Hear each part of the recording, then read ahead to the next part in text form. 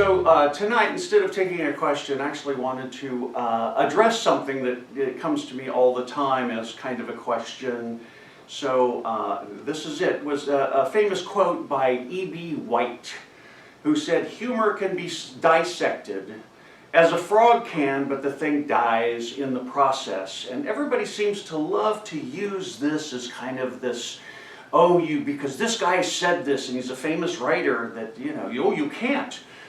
You can't do that, and they're right, you kill the frog, and well, you know what, for a couple things about this. First of all, we're not taking dead frogs on stage with us. You don't kill the fucking frog and then take it out, okay?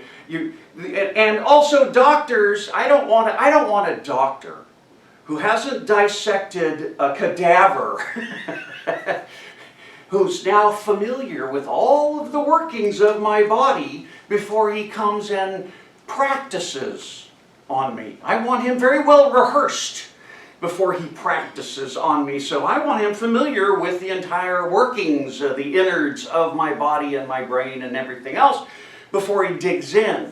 So my answer to this is yes, if you dissect a joke, it stops being funny. It stops being funny to you because you can see the inner workings. You can see the two interpretations of one thing.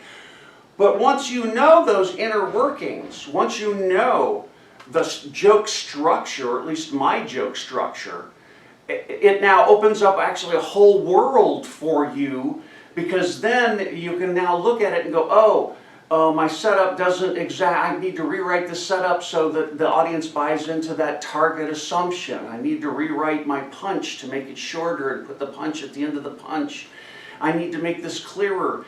To understand there's all these little mechanisms inside of a joke, and when you know what they are, one, you know how to fix a joke, and two, you know how to write a joke, because I've taught you 5 different ways based upon this model to write jokes. So you don't analyze it. I mean, if a joke is working, you don't have to analyze it. Just do it because it's funny and you know it's there. It's when you need to fix it, when you need to write jokes at will, when you need to do all those things, or if you want to teach joke structure.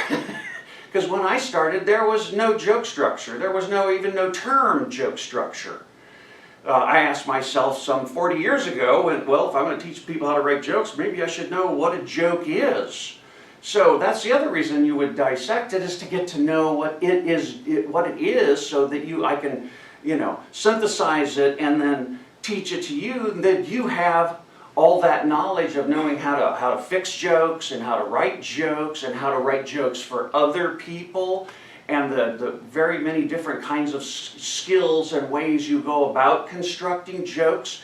There's so much information inside there. So just in defense of the reasons why I dissect humor and dissect jokes, is so that I can teach it and you have more knowledge and you learn how to become a comedian at a much faster pace.